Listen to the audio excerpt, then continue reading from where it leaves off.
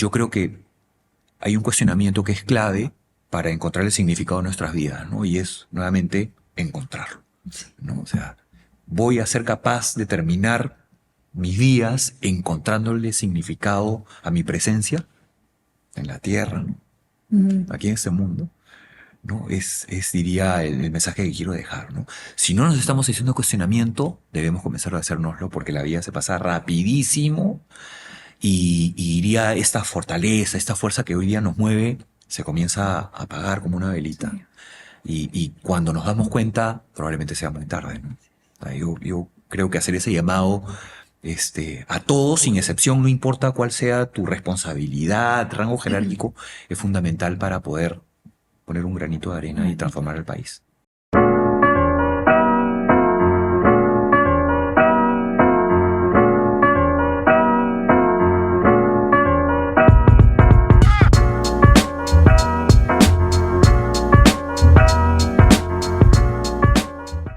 Hola, bienvenidos a Conversaciones Audaces. Mi nombre es Yossi y estamos aquí con Amalia. Hola Yossi, ¿cómo estás? Muy bien, excelente. El día de hoy es un día especial. Tenemos un invitado muy especial que se llama Rubén Sánchez. Lo hemos invitado porque consideramos que es un líder, no voy a decir de los pocos, pero sí de los muy especiales, que es un líder consciente. Ese es el título un poquito que yo le he puesto. Ahora vamos a conversar a profundidad. Conversaciones Audaces es un programa en donde Amal y yo copresentamos y también algunas veces tenemos invitados, como el día de hoy, en donde intentamos compartir herramientas, principios y conceptos para que tú puedas navegar mejor tu vida y, por qué no, transformarla. Entonces, aquí estamos el día de hoy con Rubén. Rubén, bienvenido a Conversaciones Audaces. Gracias, Yossi, gracias, María. Gracias por la invitación. De nada, encantada de tenerte acá. Rubén es actual CEO de la Pastelería San Antonio. Este programa lo escuchan otras personas que no son peruanos, pero para los que no son peruanos, esta es una pastelería pues, que tiene 65 años ya. Empezó en chiquito, ahora tú nos vas a contar, en algún momento te vamos a preguntar, pero ha tenido una expansión importante y yo me acuerdo... En la época de pandemia, incluso la increíble labor que hicieron con sus empleados fue realmente impresionante. No sacaron a ninguno, me acuerdo. Incluso les daban comida, les dieron todas las facilidades, un trato muy humano, ¿no? Y eso en verdad es admirable. Y para empezar, te he escuchado en varias entrevistas hablando, no sé si en varias, pero en algunas hablando de lo que es el propósito, tu propósito. Tú estás conectado mucho con eso. ¿Nos puedes comentar un poco, cuál es tu propósito, Rubén? Transformar el mundo a través del servicio. Ese es tu propósito. Sí, que es coincidente con el de San Antonio, de hecho, ¿no? Lo concebí junto con el de San Antonio y he parafraseado a partir de él una derivada que es comunicar para transformar. Claro. Eso es lo que de alguna manera me expone a estar presente, diría, en redes y por supuesto en esta entrevista, ¿no? Y la definición de este propósito tiene un espectro bastante ambicioso, pero además bastante acotado, ¿no? Es una dicotomía por sí misma, ¿no? Porque la transformación y el mundo tienen matices que están acotados a nuestras capacidades, ¿no? Hasta dónde llegamos, ¿no? O sea, el mundo es lo que estamos en capacidad de impactar. Nuestro mundo, nuestro entorno. Y cuando lo definimos para San Antonio primero, no me había dado cuenta de que en ese camino lo estaba haciendo para mí mismo, ¿no? Nos dimos cuenta que nuestro capital es el servicio, nuestra ventaja competitiva, ¿no? Y así transformamos vida. Así que ha sido un proceso en donde yo diría, esto fue un poco antes de la pandemia, en el año 2019, lo escribimos, lo pusimos en blanco y negro, lo comenzamos a comunicar y le hizo sentido a todo el equipo, ¿no? Ya, qué bonito. Sí.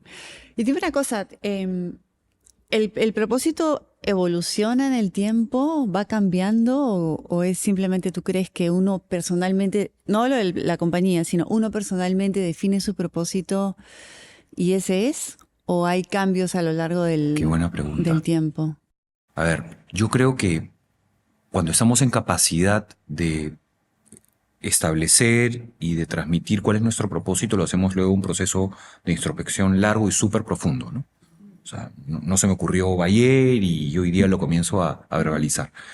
ha sido un proceso de descubrimiento, ¿no? En donde comienzo particularmente a encontrar dentro de mi camino qué me motiva, yo diría, a servir, a compartir, pero sobre todo qué me hace feliz. Claro. O sea, yo soy un empleado, yo no soy millonario, ¿no? Y lo único que tengo es una capacidad de comunicación que creo que destaca, pero lo más importante, tengo una experiencia que transmitida con quien lo comparto genera impacto, ¿no? Entonces, de hecho, lo he dicho bastantes veces, ¿no? Yo comunico para transformar porque, nuevamente, ¿no? Con estas habilidades y con este deseo, lo que hago es, a través de algunos viajes, especialmente a provincias, hablarle a chicos que están en proceso de formación sobre mi recorrido para que ellos comiencen, diría, a humanizar esta imagen que tenemos los ejecutivos, que a veces se siente inalcanzable, larga, lejana, ¿no? Y eso me ha llevado por caminos de descubrimiento que nunca me imaginé, ¿no? Interesante, o sea, el contacto humano cercano es básico para ti, es parte de tu... Sí, sí. Y nuevamente, un camino en donde mi historia conecta con la historia de muchos chicos que están en formación, pero que están viviendo lo mismo que me tocó vivir a mí, ¿no? Chicos en algunos casos no tienen padres, en algunos casos les ha tocado difícil, diría, el camino para superarse a sí mismos, para estudiar, tener que trabajar, tener necesidades económicas. Yo diría que me ha conectado con una gran masa que busca superarse y que tiene que pelearla mucho, ¿no? A mí, claro, tú justamente eso lo comentaste, me parece, en una entrevista y me pareció bien bonito porque tiene un fondo bien interesante. Tú comentaste que la universidad, tú tuviste que trabajar en paralelo, ¿no es cierto? Sí. Para parte de la universidad, porque es un momento que tu padre en ese momento te dijo, mira, hasta acá nomás, ya no puedo pagar tu universidad. Y yo, si no me equivoco, tú dices algo así como que apreciaste mucho ese momento de estudiar en la universidad. Y a mí se me vino a la mente este concepto de que en realidad al ser humano no le gustan las cosas gratis. Por más de que no nos puede gustar que nos den un regalo, que nos inviten, pero nos gusta ganarnos las cosas como concepto, ¿no? Y muchas veces los chicos creen que no es así, ¿no? Yo quiero que me promuevan rápido, quiero, ¿no? Hacer como el fast track, irme, ¿no? Sí. Tomar el camino a corto plazo y llegar. Pero al final eso no, en el fondo, no te hace sentir bien porque sale este típico del síndrome del impostor, ¿no? Sí. Que tú estás en este lugar y sientes que no te lo mereces porque efectivamente no hiciste el trabajo, ¿no? Sí. ¿Qué piensas tú de eso? O sea, ¿cuál ha sido tu experiencia a nivel de estudios? Porque tú hablas mucho de la importancia de la preparación también, ¿no? Sí. ¿Cuál ha sido tu camino eso de ganarte las cosas, que de hecho están muy relacionados a la autoestima también? Sí, a ver, yo diría que el eje de mi transformación empieza efectivamente cuando mis papás se van del país. Y empieza porque yo diría, como muchos, sufro de ese desarraigo casi inmediato que implica la quiebra y la migración de toda mi familia. Ellos se van todos juntos, además. Y de estar en un contexto, en un entorno, yo no sé si sobreprotector, pero diría en donde me sentía súper protegido con papá, mamá y hermanos, y donde no faltaba nada, a pesar de que diría no sobraba, pasé a un contexto en donde me sentí completamente desvalido, ¿no? Y además con una necesidad urgente de trabajar para subsistir, ¿no? Esto conversa nuevamente con esa necesidad que descubro sobre que la única manera de salir adelante era capacitándome y estudiando, como lo dijiste, claro, ¿no? O sea, no había otra, ¿no? Era eso o condenarme, iría a estar subempleado o desempleado por no tener capacitación, ¿no? Claro. Y diría que eso lo vi reflejado en la experiencia de mis tíos, ¿no?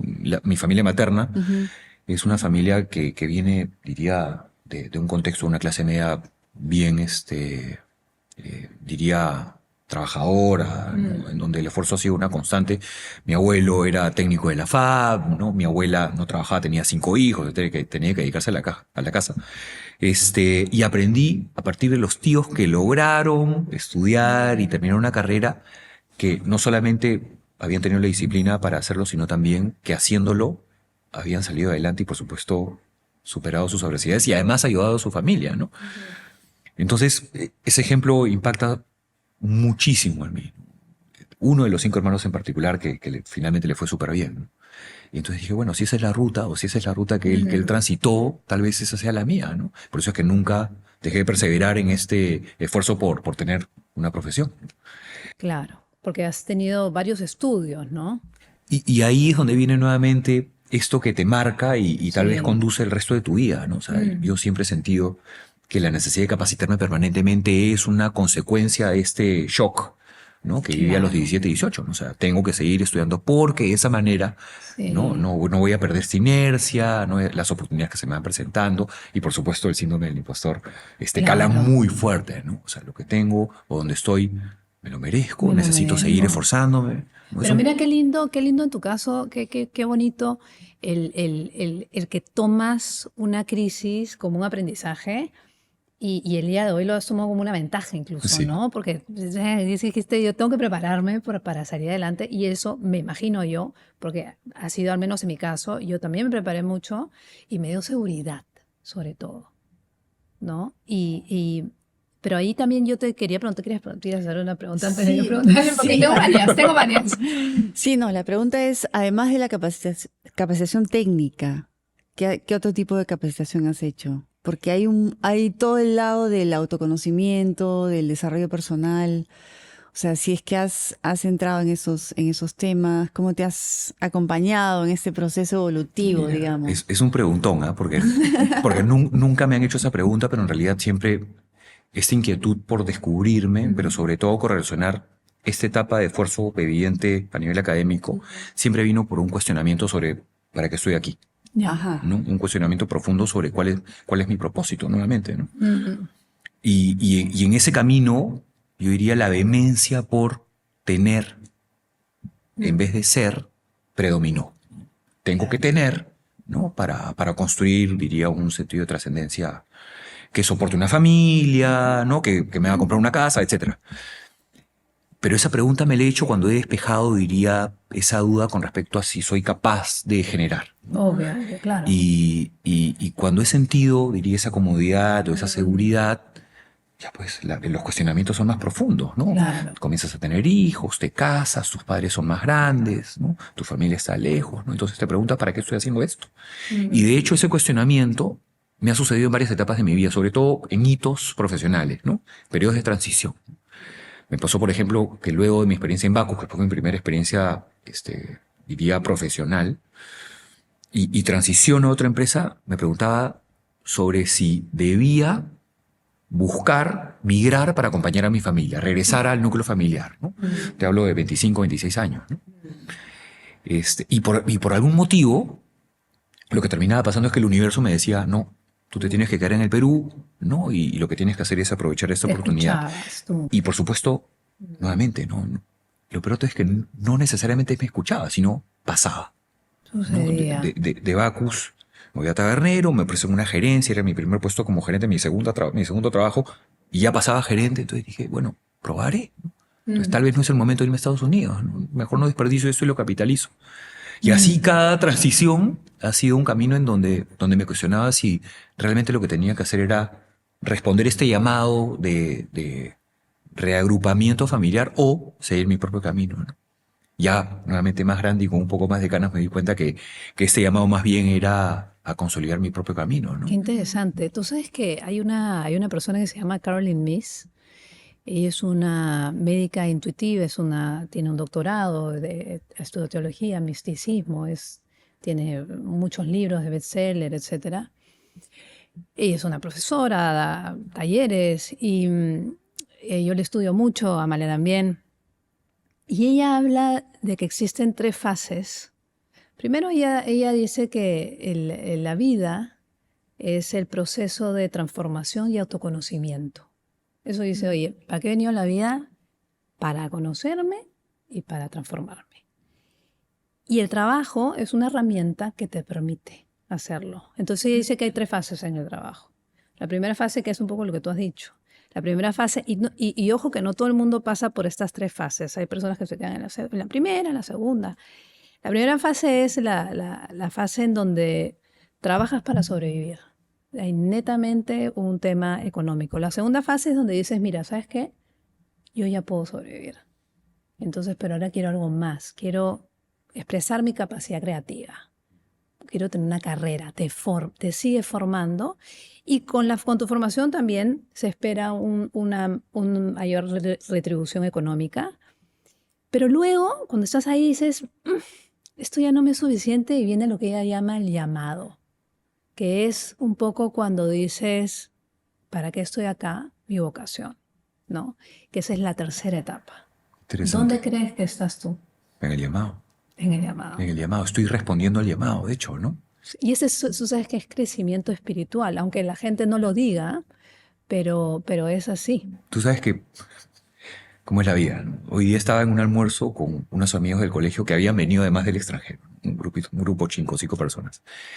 Y cuando hablábamos acerca de esa sobreexposición que he tenido a medios o a redes sociales, una de mis amigas, me conocen desde que tengo 4 años, me decía, pero si yo me acuerdo de ti haciendo lo que haces hoy día, que es comunicando, ¿no? Decían, una vez había un conflicto en el colegio, 8 años, y claro, todo el mundo se peleaba y tú paraste a todos y le dijiste, vamos a conversar, ¿no? Y conciliaste una posición en donde, diría, eran unos contra otros, ¿no? Pero eso uno no lo reconoce, ¿no? Uno no se extrae, uno lo mira desde arriba, claro, y toma conciencia sobre eso, lo ven otros, ¿no? Entonces, lo que para mí ha sido un camino de descubrimiento, para otros ha sido una revelación natural, ¿no? Mi mamá, ¿no? O sea, tengo la suerte, mi mamá ha venido a visitarme hace poco, ya lo hace con más frecuencia. Tengo ambos padres completos y claro, mi mamá, nuevamente, ¿no? Me conoce desde que najo, entonces me dice, pero sí, era obvio que ibas a terminar haciendo esto, ¿no? Pero, y ahí es donde viene la otra etapa, la otra parte, ¿no? Y es que por más de que te lo digan, por más de que te lo pongan al frente con carteles luminosos y en neón, tú no te das cuenta, pues no es una revelación tú tienes que quitarte la venda, ¿no? Y ahí es donde viene el verdadero descubrimiento, ¿no? Cuando tú te identificas, ¿no? Claro, los talentos son tan naturales para uno que uno no lo ve, pues, porque es muy natural para ti, ¿no? Efectivamente te lo tiene que decir otro. De hecho. ¿Cuál es el rol de la empatía para ti? Cabrón, las preguntas más complejas y buenas. A ver, yo lo he aprendido de a pocos, ¿no? Yo creo que la experiencia o mi correlacionamiento con la empatía nació en casa, ¿no? Mi papá es un hombre que siempre ha tratado con muchísimo respeto a todas las personas que han trabajado o que se han cruzado en su camino, ¿no? Es un hombre de una sonrisa, de un saludo gentil, ¿no? De una educación... Bonito, claro. Diría extraordinaria, ¿no? De gestos educativos, ¿no? Y mi mamá, en coincidencia, siempre ha sido una persona amable, ¿no? Un lenguaje pausado, estructurado, una mamá que además era la mamá del barrio, ¿no? Del lugar donde nací y crecí. Y esa mezcla de elementos yo diría que han moldeado sin duda mi personalidad, ¿no? Claro. Mi esposa me dice, tú eres amigo de todos. Es que soy gentil, ¿no? Respondo una sonrisa, respondo un mensaje, respondo un saludo. Y eso me ha ayudado, diría, a acercarme mucho a personas con las que nunca me hubiese imaginado, diría, tener algún tipo de interacción.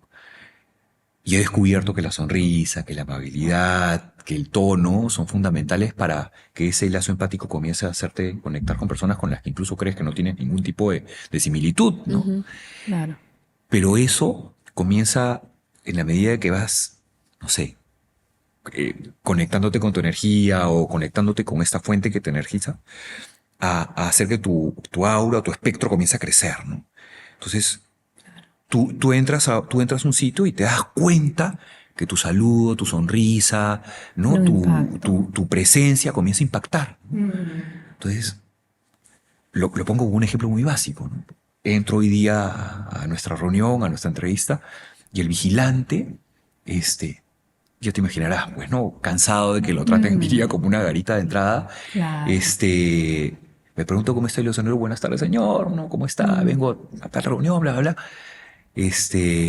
Y cuando me da el pase, le digo muchas gracias. Y me dice, no, gracias a usted. Me dijo todo, ¿no? Y de hecho refleja nuevamente Claro. eso que hace que las interacciones humanas no sean, en su caso, diría, una fuente energética, sino más bien una fuente de desgaste, ¿no? La manera como conectamos con las personas, y en este caso, demuestran cómo malas interacciones o malos lazos empáticos descargan a la persona. Definitivamente. Y mirando a futuro, yo creo que la empatía es algo cada vez más importante, ¿no? Los nuevos líderes, ya se habla que la Sí. empatía, la conciencia en uno mismo, el autoconocimiento comienzan a ser las características de los líderes del futuro, ¿no? Además, Más que las habilidades, digamos, técnicas. totalmente. Además, la expresión de nuestras vulnerabilidades. Ahí quería llegar, a la ¿no? vulnerabilidad, O sea, sí. yo nunca entendí por qué los empresarios, los ejecutivos, los políticos siempre han querido manifestar una imagen de perfección estoica, ¿no?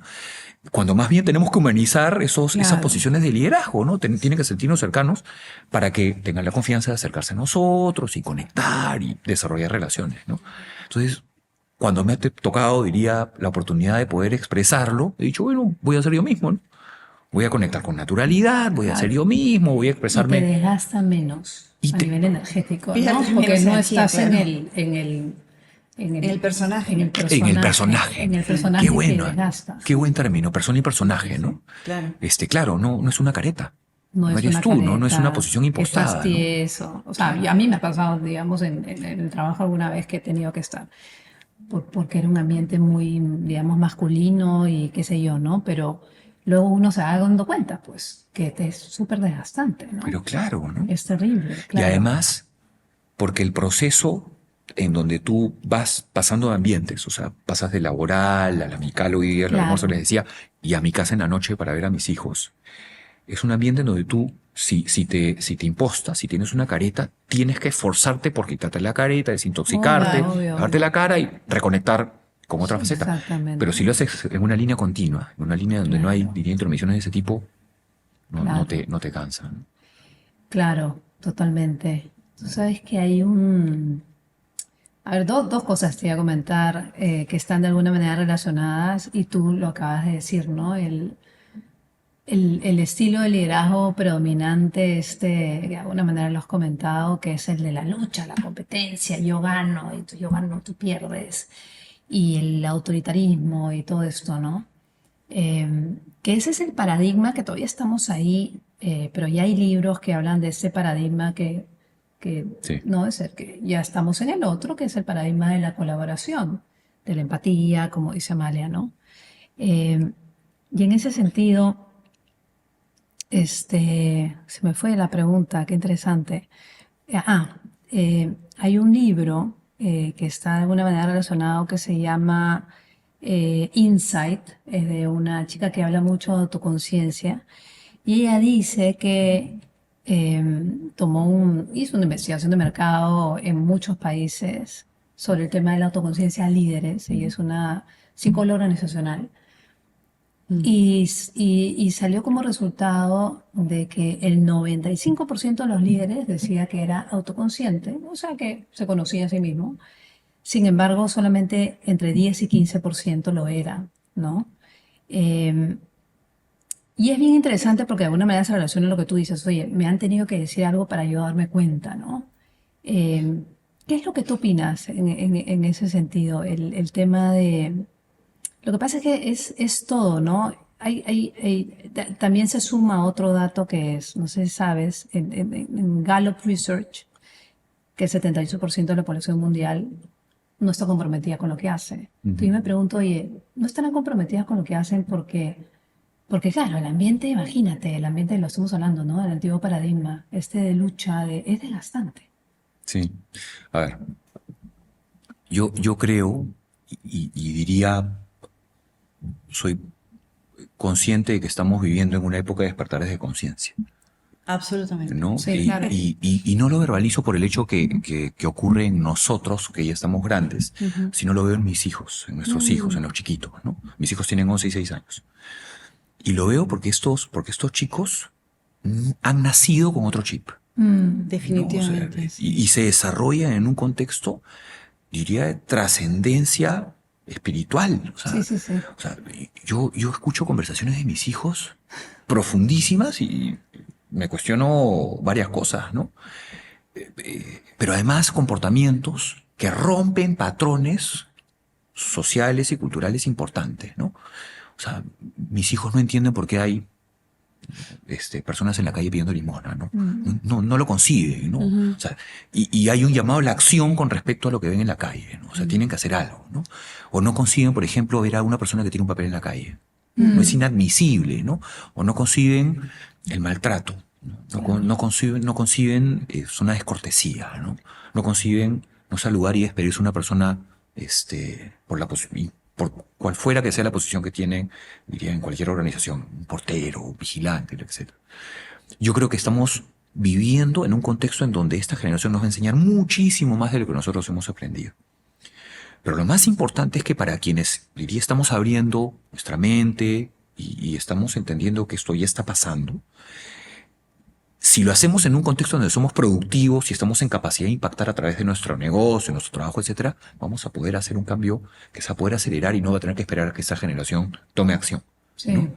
Y veo a líderes muy conscientes. De hecho, la conciencia o el despertar de la conciencia, yo lo he encontrado, diría, correlacionándome con un grupo que se llama Capitalismo Consciente, que es muy activista. Yo creo que en algunos casos hasta tiene matices eventualmente políticos, pero en donde nos hemos encontrado líderes, somos alrededor de 120 hasta el momento, que a través de un curso hemos despertado nuestra conciencia entre la correlación de la empresa y diría nuestro comportamiento, pero más importante, que ya tomamos un rol activo dentro de la sociedad, trascendente a nuestra empresa, y actuamos, ¿no?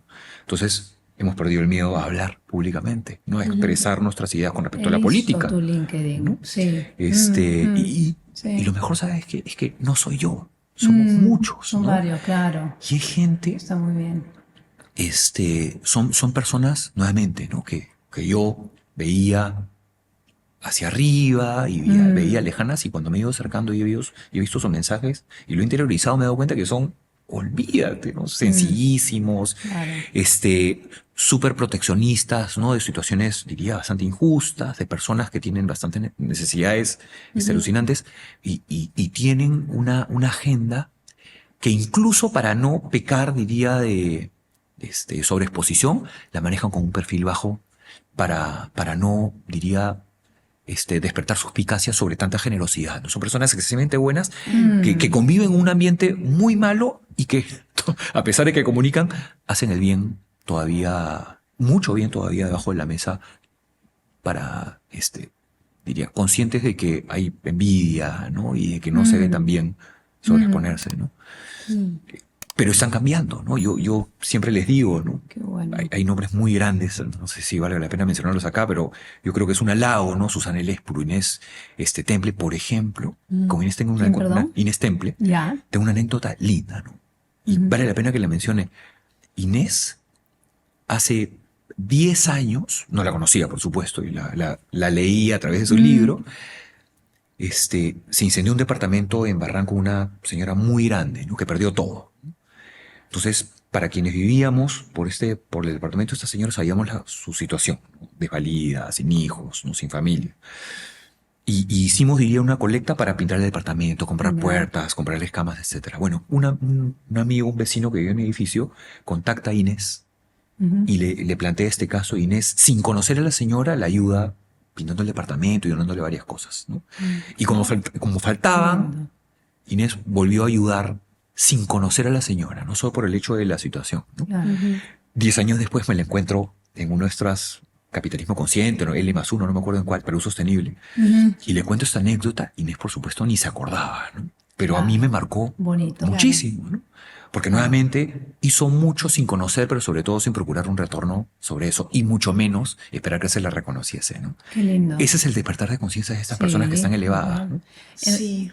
Claro, la colaboración, o sea, es en el anonimato donde realmente claro, es aportar sin buscar reconocimiento, es el aporte real. Sí. El otro no, porque el otro tiene agenda, Sí. el otro tiene ego, ¿no? Qué bonito. Y se está realizando a través de un término, el greenwashing, ¿no? O sea, hoy día nos hemos dado cuenta de que hay un esfuerzo, diría, notable de algunas organizaciones y personas que lo hacen solamente por exponerse. Por eso, claro, claro, Sí. claro.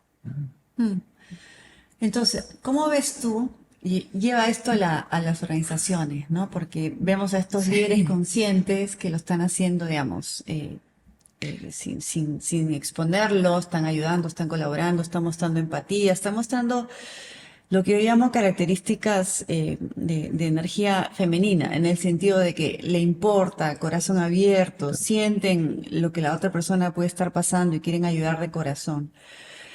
¿Cómo llevamos esto a la empresa como jefes? ¿Cómo hacemos que el liderazgo consciente lo trasladamos a la empresa? ¿Cómo podemos contagiar esto? ¿Cómo podemos tejerlo dentro digamos, de la organización? Mira, otra vez las coincidencias, ¿no? Hoy en la mañana me hicieron una pregunta parecida, ¿no? Estábamos hablando de cultura. Yo no encuentro la respuesta o una respuesta diferente a ósmosis. Ya. Esto tiene que ser frente a frente, por contacto, por interacción. No hay libro de capacitación ni estructura teórica que te permita hacerlo. Esto es realmente por transmisión en vivo, ¿no? O sea, depende del jefe, el contacto con su equipo, o sea, Depende, uno a uno. depende de todo, ¿no? No solamente son los jefes, ¿no? Son tus Claro, compañeros, depende de ¿no? todos. Es un ambiente, ¿no? Y cuando hablamos de esta cultura, cuando tienes una cultura que se recarga entre sí misma, cuando se incorpora a personas que no están conectadas con esa cultura, terminan saliendo naturalmente, ¿no? Sí, es verdad. ¿No? Sube la temperatura, ¿no? Y el virus muere. Sí, tal cual. Decantan naturalmente, ¿no? Por eso yo creo que lo más importante es identificar quién no conversa con esa cultura, porque tal vez no está diseñada para nuestra organización, ¿no? Y tal vez para otras sí. Sí, ¿Tú dirías que tú has elegido, o si es que ha sucedido, en qué momento, tus trabajos?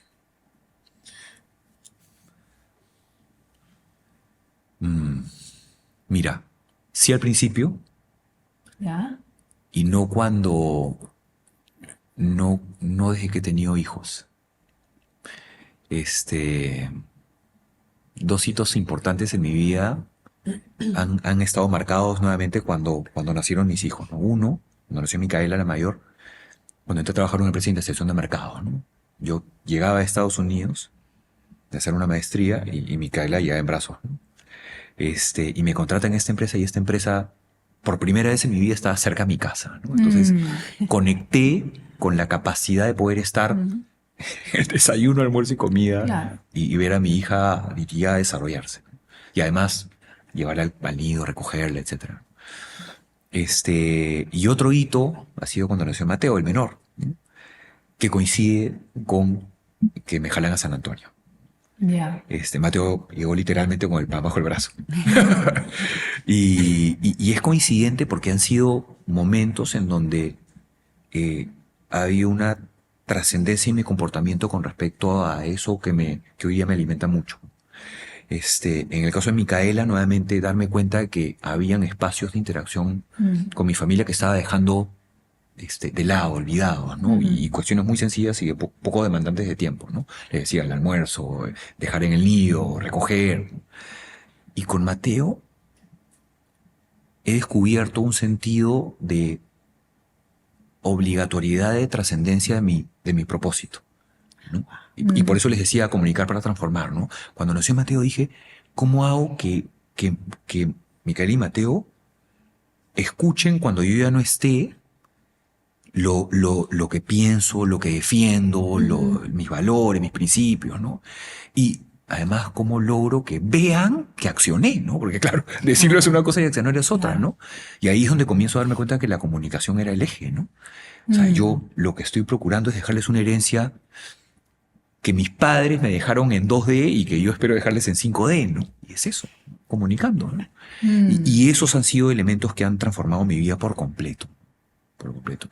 Sumado además a una esposa, a mi pareja, que me ha permitido hacerlo con la tranquilidad de que somos excelentes socios, ¿no? Partners. Claro. Partners, ¿no? O sea, Mónica, mi esposa, viene de una familia de padres divorciados, ¿no? Que no fue tan funcional como la mía. Mis papás tienen 50 años de casados. Y Mónica, cuando decidimos tener hijos, me dijo, quiero darme la oportunidad de formar una familia, diría, bien constituida, ¿no? Y bueno, le dije, bueno, si estamos dispuestos a eso, ella es arquitecta, renunciar a tu carrera, o dedicarle menos tiempo, y además al hecho de que ya no va a haber un double income, sino uno solo, vamos, ¿no? Yo feliz, ¿no? Mejor que la mamá esté que estés con Micaela. Y lo que ha pasado en mí es que esa imagen que he ido construyendo a partir de una Mónica, nuevamente, que me ha reenamorado. O sea, yo me enamoré 2 veces de mi esposa, ¿no? Una cuando la conocí y otra cuando se convierte en mamá. He visto una mujer alucinante, ¿no?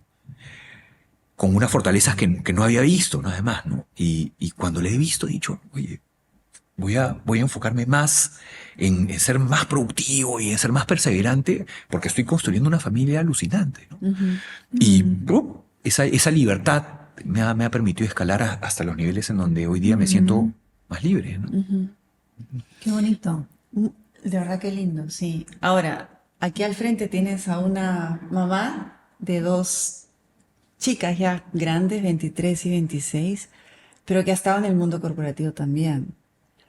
Y es duro. Sí. Es súper duro para una mujer que está en esa época, sobre todo en mi generación, que había que demostrar, que había que tener no un personaje, casi una armadura para sobrevivir en el mundo corporativo y destacar. Hay que trabajar quizás 2, 3 veces más fuerte en esa época se sentía por lo menos que había que darle mucho más el extra mileage, como le dicen, ¿no? Muchas millas más para poder destacar. Y siempre yo como mamá estaba en el tema más a mi carrera, más a mi casa, más tiempo, ¿no? Ha sido complicado y te juro que hasta el día que me vaya de este mundo voy a tener la pregunta si lo hice bien, no lo hice bien. ¿Qué le dirías tú a colegas mujeres ahora, no? Porque me imagino que tienes interacción con mujeres profesionales, porque para mí fue muy difícil y todavía no tengo la respuesta final, digamos, ¿no? Yo creo que eso trasciende al género, ¿no? Sí, claro. Pero efectivamente yo he descubierto 2 cosas en este camino también, ¿no? Y es que las mujeres que tienen esta necesidad o este ímpetu tienen una capacidad para, diría, desconectarse del trabajo, conectarse con la familia, pero además una fortaleza para lidiar con esos mundos que yo no tengo, ¿no? O que no veo en los hombres, si lo quiero generalizar. O sea, nuevamente, ¿no? Cuando yo veo a mis gerentes mujeres, cuando veo amigas que lideran organizaciones, salir del trabajo, ir a su casa y conectar con sus hijos y hacer ese bonding que significa cocinarles, que significa acostarlos, que significa ayudarlos con las tareas. Bueno, evidencio, ni siquiera descubro, no hay ningún descubrimiento de por medio, ¿no? La fortaleza que desarrollan nuevamente para matizar esa inquietud que es natural. Sí. Y nuevamente, ¿no? Hoy día, Mónica, mi esposa, con hijos un poco más grandes y más conectada nuevamente a su vocación, ¿no? Ella es artista, ¿no?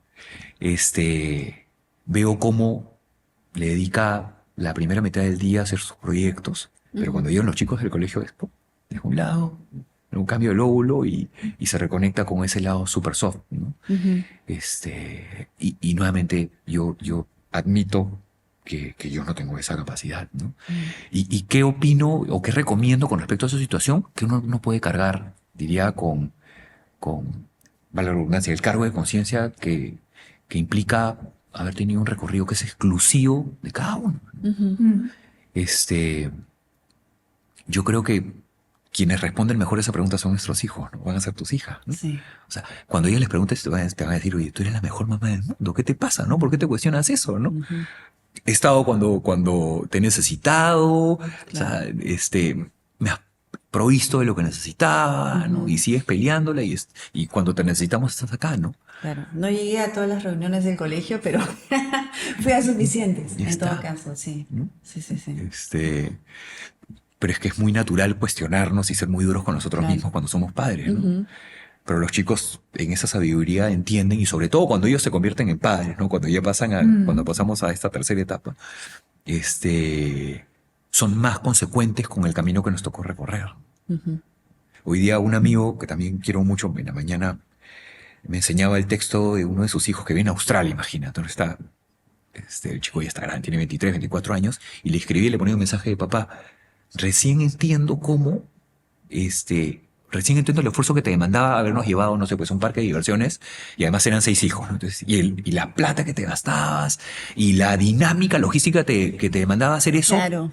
y le entiendo ahora que tengo hijos, ¿no? Y por supuesto, súper emocionado, ¿no? Y es que en la medida que vamos creciendo y madurando, los hijos vamos entendiendo nuevamente las dinámicas y los caminos que han tenido que tomar nuestros padres para sacarnos adelante, ¿no? Claro. ¿En qué sueñas, Rubén?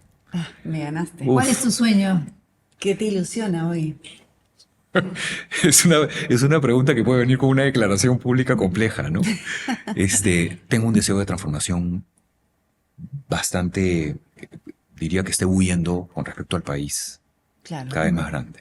Claro. Siento que estoy en capacidad de hacer más.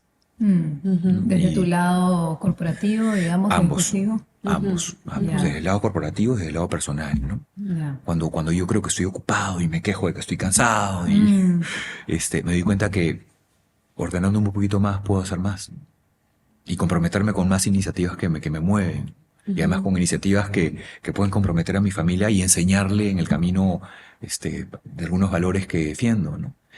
Y estoy preocupado por el futuro del país. Claro. Y ese pensamiento es el nuevo pensamiento que me embarga, ¿no?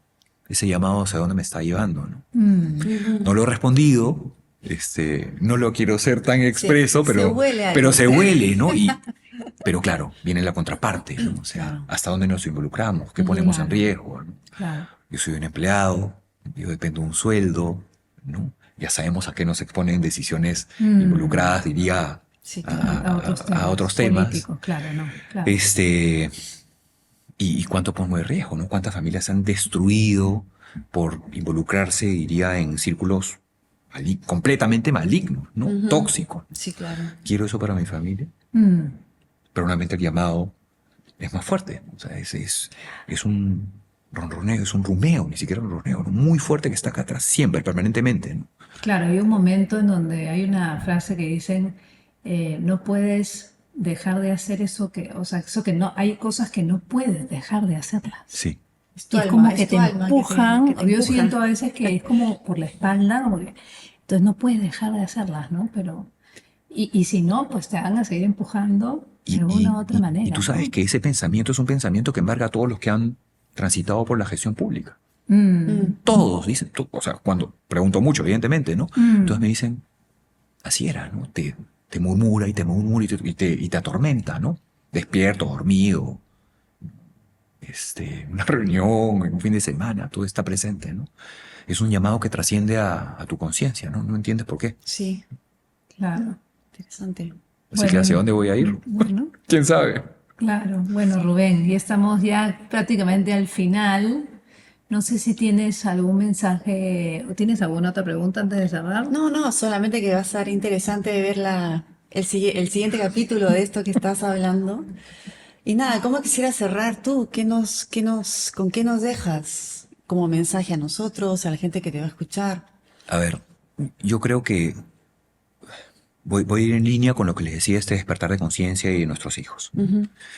Yo creo que hay un cuestionamiento que es clave para encontrar el significado de nuestras vidas, ¿no? Y es, nuevamente, encontrarlo, ¿no? O sea, voy a ser capaz de terminar mis días encontrándole significado a mi presencia en la tierra, ¿no? Aquí en este mundo, ¿no? Diría, el mensaje que quiero dejar, ¿no? Si no nos estamos haciendo cuestionamiento, debemos comenzar a hacérnoslo porque la vida se pasa rapidísimo y diría esta fortaleza, esta fuerza que hoy día nos mueve, se comienza a apagar como una velita. Sí. Y cuando nos damos cuenta, probablemente sea muy tarde, ¿no?